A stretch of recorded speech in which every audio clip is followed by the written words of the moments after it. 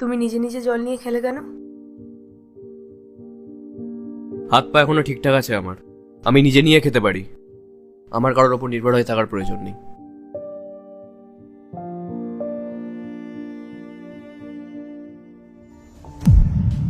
ভালো করে শুনে রাখো, ঝগড়াঝাটি আলাদা জায়গায়, কিন্তু আমার খুশি, আমার অধিকার আমার থেকে কেউ কেড়ে নিতে পারবে না, তুমিও না। তুমি জানো, আমি যখন তোমাকে নিজের হাতে করে জল দিই তখন আমার কত ভালো লাগে। আমাদের মধ্যে যতই অশান্তি হোক না কেন, কথা বলা বন্ধ হয়ে গেলেও আমিই তোমাকে জল দেবো, তুমি নিজে থেকে জল নিয়ে খাবে না।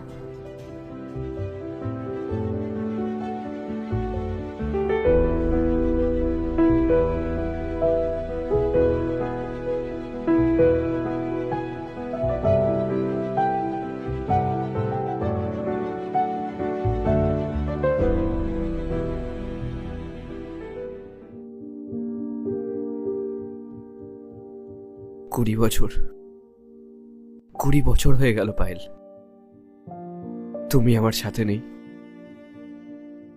তুমি নিজের হাতে আমাকে জল খাওয়াও না।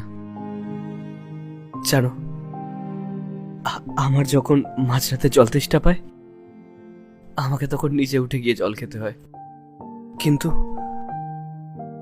কিন্তু আমার নিজের হাতে জল নিয়ে খাওয়াতে সেই ব্যাপারটা নেই, সেই সুখটা নেই, সেই শান্তিটা নেই, যেটা মাঝরাতে আমার জল তেষ্টা পেলে, খুব কাশি হলে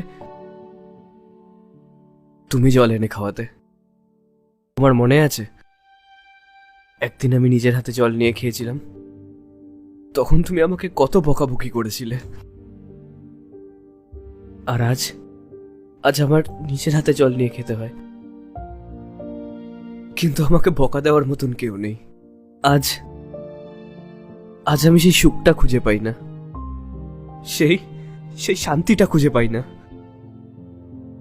তোমার সেই ভালোবাসাটা খুঁজে পাই না।